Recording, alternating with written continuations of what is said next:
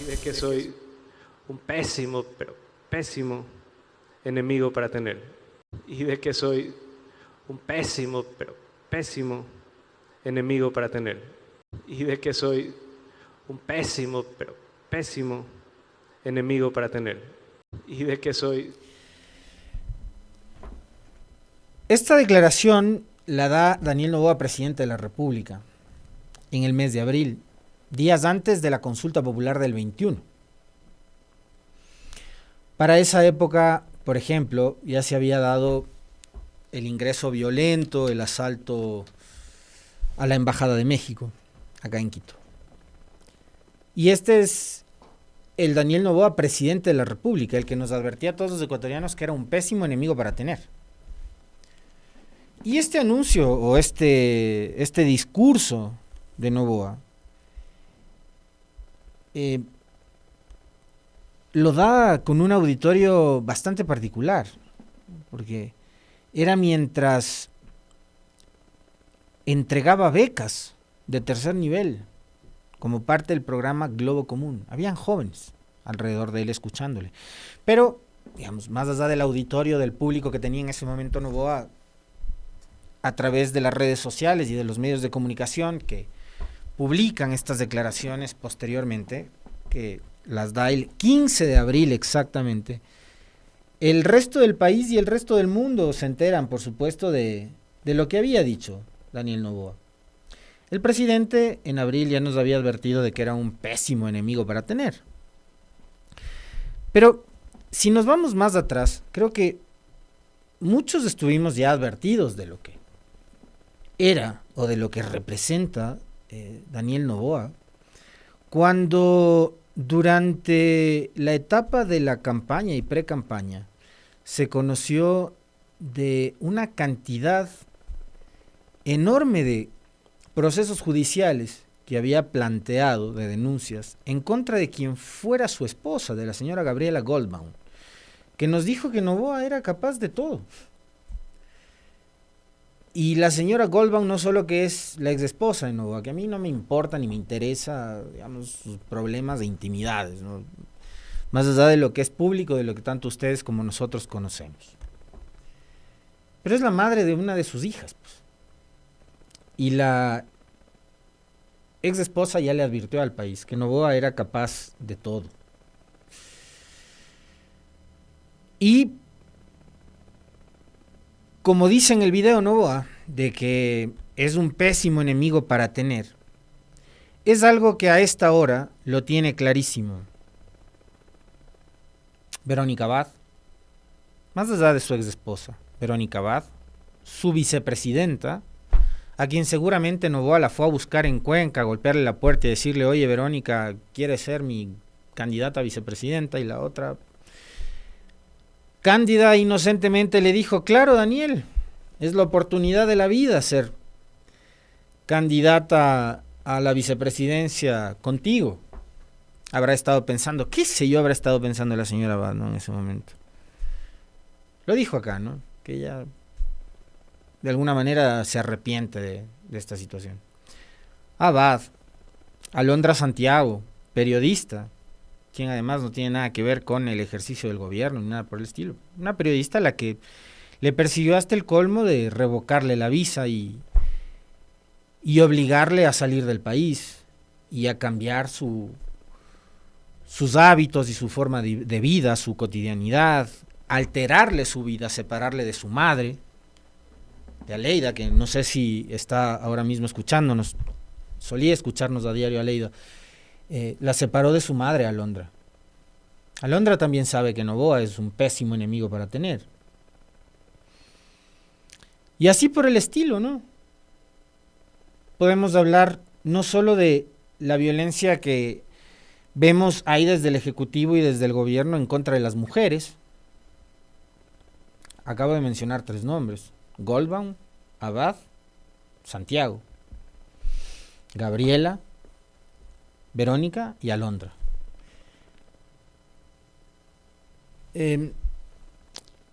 Jan Topic, que en su momento dijo que a ojo cerrado, recuerden ustedes la frase, pero, no, de cajón era, no era ojo cerrado, de cajón, Dijo Jan Topic durante la campaña presidencial anterior, cuando se quedó fuera de la segunda vuelta y pasaban Noboa y Luisa González, dijo, de cajón, mi voto será para Daniel Noboa. Jan Topic durante el debate se había deshecho, se había derretido en halagos y en piropos a Noboa, ¿no? Tú y yo, Daniel, estamos elevando el nivel del debate. Eran los dos jóvenes políticos que se mostraban diferentes al resto. Terminaron siendo más de lo mismo e incluso hasta cosas peores, ¿no?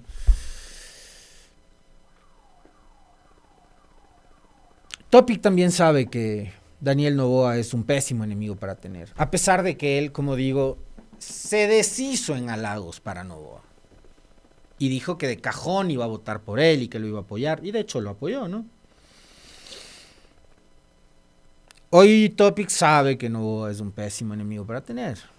Lo dejó fuera de la contienda electoral, utilizando todo el poder que tiene el señor Noboa y el control que ejerce el Ejecutivo por sobre instituciones que están fuera de su ámbito, como por ejemplo el Tribunal Contencioso Electoral.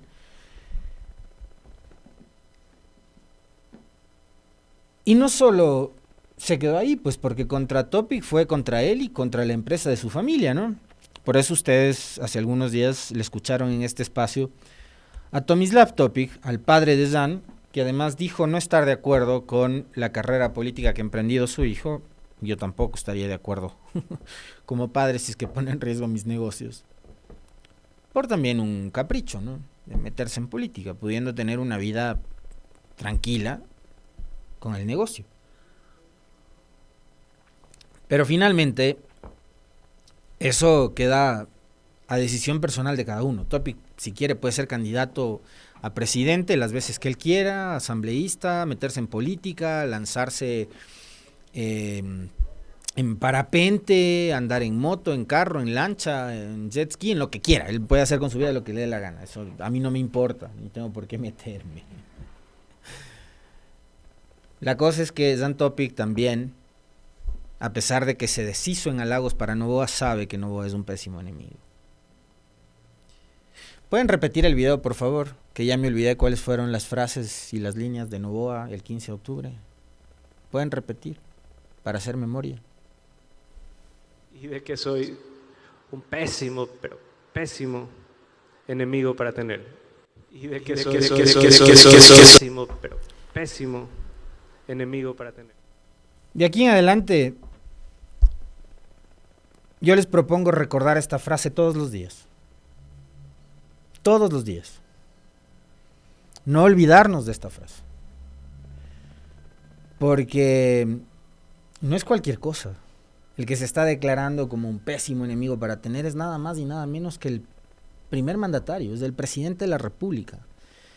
Es el llamado a mantener el orden, el llamado a mantener la democracia, las instituciones, el respeto por el Estado de Derecho, por la Constitución.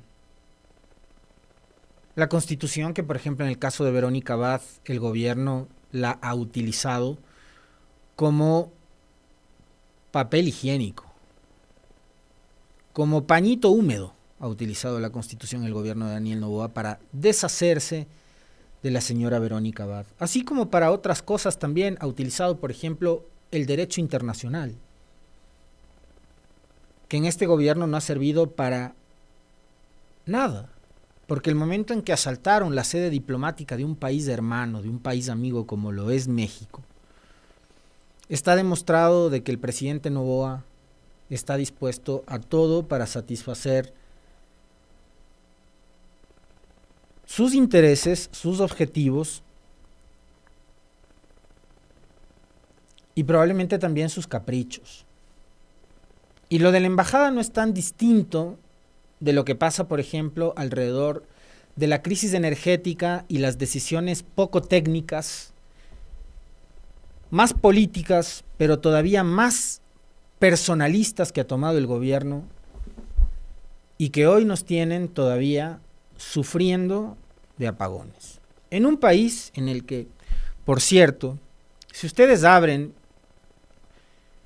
cualquier página web del medio de comunicación que sea, en un día del Nuevo Ecuador, como fue ayer, por ejemplo, ustedes se van a encontrar de que intentaron secuestrar a una niña con discapacidad, una niña en silla de ruedas, que su madre le estaba subiendo en el expreso escolar. En Quevedo pasó esto. E intentaron secuestrarla. El mismo día secuestraron a un jugador de fútbol, como es Pedro Pablo Perlaza, en la provincia de Esmeraldas. El mismo día hubo nuevamente disturbios dentro de la cárcel del Litoral, en donde aparentemente explotó una granada dentro del comedor de la cárcel. El mismo día hay robos, hay secuestros, hay extorsiones, hay asesinatos en el Nuevo Ecuador. El mismo día. Todo eso en un solo día. En el mismo día que además ha circulado una nueva encuesta, ¿no?, que habla de un supuesto empate técnico entre Luisa González y Daniel Noboa, o Daniel Noboa y Luisa González, ¿no? Ah, por cierto, y gracias, Patricio, por supuesto, a veces la memoria es infiel, ¿no?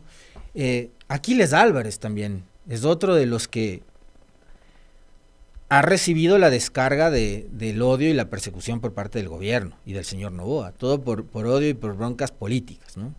Aquiles Álvarez, el alcalde de Guayaquil, es otro más. Gracias, Patricio, muy gentil por ese mensaje, se me estaba escapando ese dato de Aquiles. Y así por el estilo, muchos otros, ¿no?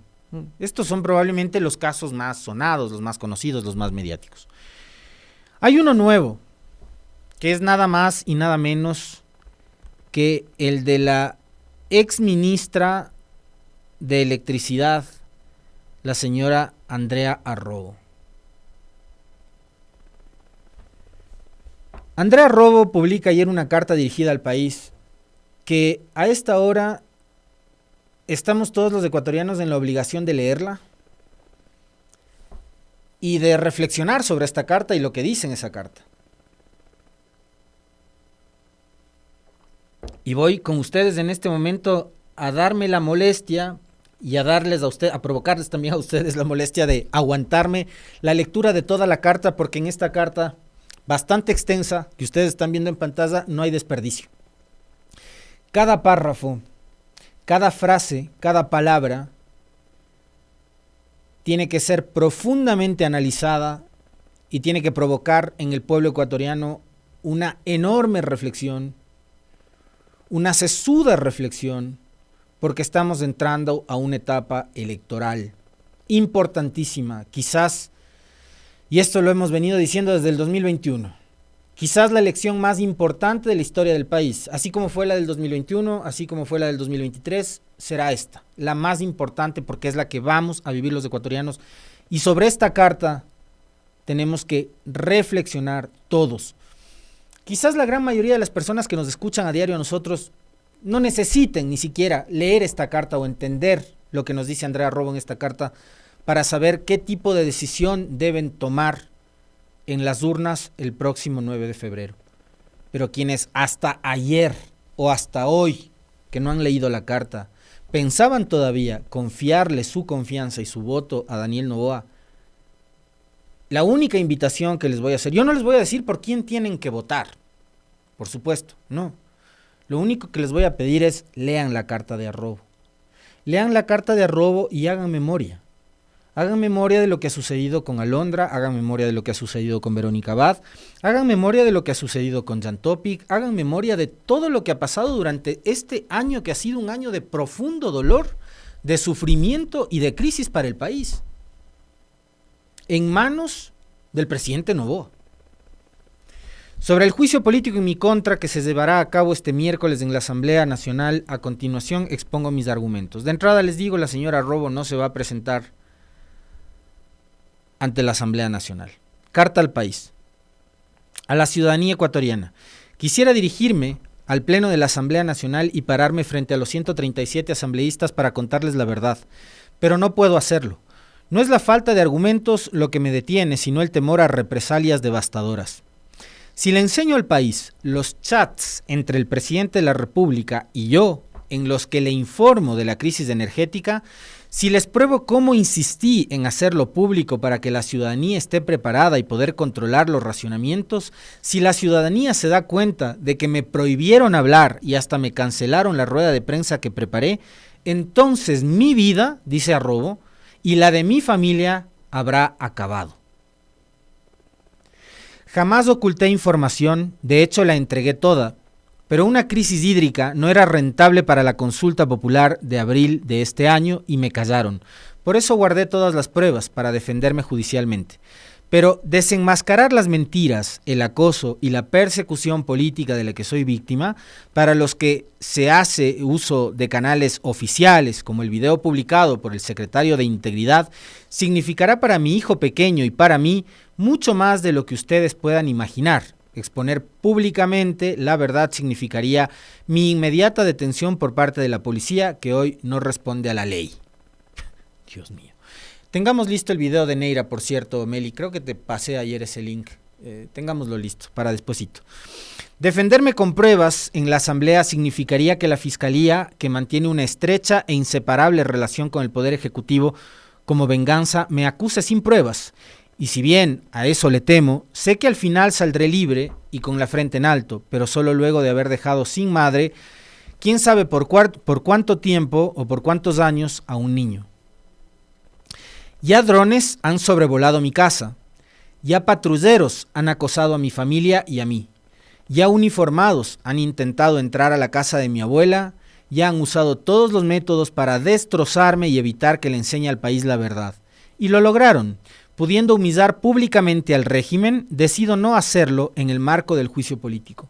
Es de conocimiento público que enfrento una investigación por paralización de servicio público y traición a la patria, mientras que quienes han pasado por el Ministerio de Energía después de mí, sin resolver la grave crisis que vivimos, porque esta es evidentemente estructural, no enfrentan proceso alguno. Se refiere a Roberto Luque, a Antonio Goncalves y a la señora Manzano. Este doble estándar no solo es injusto, sino que confirma que la denuncia presentada en mi contra en la Fiscalía tuvo por objeto desviar la atención de la ciudadanía en un contexto político en donde necesitaban un chivo expiatorio. Hasta el día de hoy, diversos funcionarios reconocen en medios de comunicación y ruedas de prensa que la situación obedece a factores que están por fuera del control humano. Incluso la máxima autoridad ha reconocido que no le presta atención a las recomendaciones técnicas. Aunque no puedo revelar detalles de las versiones rendidas por funcionarios actuales en la investigación debido a su carácter de reserva, puedo afirmar que exponen el verdadero origen de esta acusación, quién elaboró la lista de vinculados y las reales motivaciones detrás, pero también confirman el trabajo y esfuerzo técnico y responsable que se hizo desde el día en que asumí el ministerio. Desde el 16 de abril, fecha en que inició la investigación, los investigados hemos aportado con más del 80% de la documentación del expediente, pedidos de información, documentos técnicos y diligencias que comprueban la inexistencia de un delito. En contraste, el denunciante no ha presentado ni fiscalía ha encontrado evidencia que sustente aquello de lo que se nos acusa. Han transcurrido 8 meses y el caso se encuentra atrapado en un limbo que solo sirve para desgastar mi salud física, emocional y financiera. Esta persecución también ha tenido consecuencias devastadoras en mi vida profesional. Es difícil encontrar trabajo en un sector donde enfrentarse al gobierno genera temor. Sin embargo, mi conocimiento del sector energético me permitió advertir los desafíos que enfrentamos desde el primer momento. Un déficit energético de al menos 1.600 megavatios, una falta de inversión acumulada de 10.000 millones de dólares y un crecimiento de la demanda de 500 megavatios anuales. Como ministra, desde el 24 de noviembre del 23 me dediqué a destrabar procesos burocráticos para evitar apagones. En el segundo semestre del 2024, periodo en el que todos los históricos y las predicciones climatológicas anticipaban una sequía, lo ocurrido en abril del 2024 fue una condición climatológica completamente atípica que se vivió a nivel regional. Durante 4 meses y 22 días trazamos la hoja de ruta para la instalación de la generación de emergencia y así cerrar la brecha del déficit energético para finales de agosto del 2024. Encontramos procesos firmados por las anteriores autoridades, se refiere al gobierno de Lasso, evidentemente, ¿no? Sí, pero sin los mecanismos necesarios para su activación inmediata, sin permisos ambientales y sin modelos de gestión. Logramos avances significativos como la definición del mecanismo de pago para la generación privada y la incorporación de 200 megavatios de centrales térmicas que se encontraban indisponibles cuando asumimos. La evidencia ha sido remitida a la Comisión de Fiscalización para su análisis, especialmente la sesión del directorio de SELEC EP del 31 de enero del 2024, en la cual se encuentra el delegado del presidente de la República. Sin embargo, tras mi salida, toda la programación se detuvo. Este juicio político llega en un momento en el que mi comparecencia solo serviría a los intereses electorales de las diversas fuerzas políticas. Si los votos para una censura se suman, será claro que este es un acto político, no de justicia.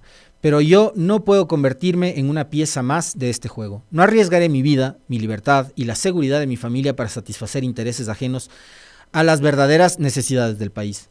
Si esto es técnico y no político, entonces que se analice la información y evidencia técnica que remití. Para ello mi comparecencia no es necesaria.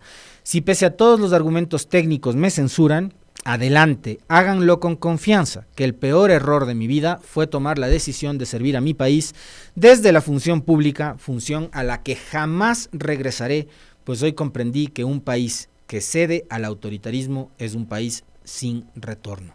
Andrea Robo Peña, ex ministra de Energía. Aquí está el testimonio de alguien que se ha ganado la enemistad del presidente de la República. Y este alguien no es ni más ni menos que la ministra de Energía, Andrea Robo, que fue designada en ese cargo por el propio Daniel Noboa. Esta es una carta realmente tremenda, es una carta dolorosa. Me imagino que mientras la señora Robo escribía este texto, debe haber pensado en 1.000.000 de cosas. ¿Qué nomás habrá estado pensando y qué cosas nomás se le habrán cruzado por la cabeza a la señora Robo? La sensación que a uno le dejó después de leer esta carta ayer fue de profunda preocupación. Primero desde el punto de vista humano, porque se escucha a una, o se lee, perdón, a una mujer que teme por su vida. Que teme por su vida, por la vida de su familia, por la vida de su hijo. Y como yo les decía hace un momento, el presidente, que se considera él a sí mismo como el peor enemigo a tener, debería ser el primer convocado a que en el país se respete cosas fundamentales y básicas, cosas elementales como el Estado de Derecho, la institucionalidad, la paz y el orden. Y vemos que no. Vemos que hay una funcionaria o exfuncionaria en este caso que les dice a los legisladores, creo que en estas 2 páginas, mucho más de lo que probablemente el país podía haber esperado en las 3 horas que le correspondían como parte del tiempo que la ley le concede a una persona que es sometida a un proceso de fiscalización y juicio político. Con estas 2 páginas que escucharon ustedes, que hemos leído juntos, creo que la ex ministra Robo le ha dicho al país más de lo que probablemente esperaba saber en 3 horas de exposición como parte de su descargo en el proceso de fiscalización y juicio político en la Asamblea. Que seguramente habrá mucho más detrás de lo que ha sido un manejo absolutamente irresponsable de la crisis energética, no me cabe duda. Pero yo, de verdad, se los digo a todos ustedes, no necesito más como para entender perfectamente bien cuál es el mensaje que a Robo le está dando al país con esta carta. 2 páginas le bastaron para decirle al Ecuador entero qué clase de personas, empezando por Daniel Noboa, son las que están al mando del gobierno ecuatoriano. De terror. Es su exministra. Ha perseguido a su exministra, ha perseguido a su vicepresidenta. Sigue persiguiéndolas. Tanto es así que tienen terror. Y por ahí, claro, no faltan, ¿no? El que recibe los $11,000 de pauta a decirle correísta a Andrea Robo, ministra de Noboa, designada por Noboa, recomendada quién sabe por quién, ¿no?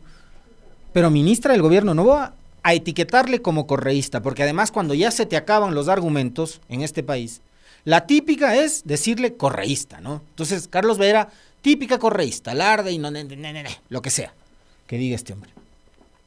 No hay más argumentos. Le leía a otra periodista que decía, pero qué miedo, pues, que haga la sesión por Zoom, que haga la sesión telemática del juicio político. Pero no estás leyendo lo que está diciendo a Robo, que han sobrevolado drones sobre su casa, que su familia y la casa de su abuela tiene vigilancia policial. ¿Acaso no estás leyendo? ¿No estás entendiendo lo que te está diciendo? ¿Crees que ella preserva su seguridad haciendo la sesión por Zoom? ¿Acaso no estás leyendo a una madre que teme por la vida de su hijo?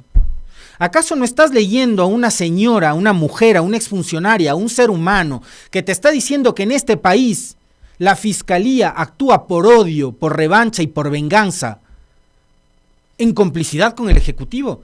Esa es una novedad, ¿no? Pues que la fiscalía, que es un ente tan técnico y objetivo, vamos, la fiscalía de este país ha operado con Moreno, con Lasso, con el poder de turno ha operado la fiscalía de la señora Salazar y ha metido la velocidad que le ha convenido en el caso que le interesaba. ¿No es cierto? Entonces, para unos casos, sí, la señora Salazar se subía en un F1, ¿no? A 300 kilómetros por hora. Y en otros casos, como el de INA Papers y otros tantos, o como este mismo, en un pichirilo iba. ¿Acaso no estás leyendo lo que te está diciendo, que en este país no hay justicia o que la justicia está manipulada y controlada por el poder político? O sea, tengan un poquito de empatía, ¿no? Yo a la señora Robo no la he visto en mi vida, no la conozco. Y me provoca la misma sensación que el caso de Verónica Abad, de que no tienes que salir a defenderle a la señora porque es Verónica y a la otra porque es Andrea, a quienes ni siquiera las conocemos. Es porque en juego está la estabilidad democrática de este país. Que hay instituciones que respeten la ley, las normas, la Constitución, las cosas más básicas. Porque detrás de todo lo que ha dicho Arrobo, que es terrible, ¿no? Que la crisis energética fue manejada irresponsablemente por los cálculos políticos de Noboa para ganar la consulta popular, como lo de la Embajada de México, que se lo dijo al periodista de The New Yorker, que él estaba pensando en los resultados electorales de haberse metido a la Embajada de México a sacarle a Glass a patadas. Él no estaba pensando en lo que dice el derecho internacional, en la condena de la OEA, cosa que está clarísimo que a Noboa le importa un comino. Pero en serio, por favor, reflexionen, sobre todo las personas que todavía estaban pensando en Noboa como una opción. Voten por el que les dé la gana en este caso. Pero evítennos tener 4 años más de esto. 4 años más de esto, el país no resiste. 1 año le ha bastado a Noboa para demostrarnos que sí, que en efecto, es el peor enemigo posible que uno puede tener. Hay periodistas en el destierro. Hay una vicepresidenta maltratada, ultrajada, con su hijo apresado en La Roca. Hay una ex ministra que es perseguida por su propio gobierno. O sea, el llamado es a la reflexión, a tratar de poner un poquito de paños de agua fría sobre un país en el que todo se piensa en caliente, por odio, por sed de venganza, de revancha. Meli, Esteban, díganme, ¿qué videos tienen listo? Había 2 que quería compartirlos.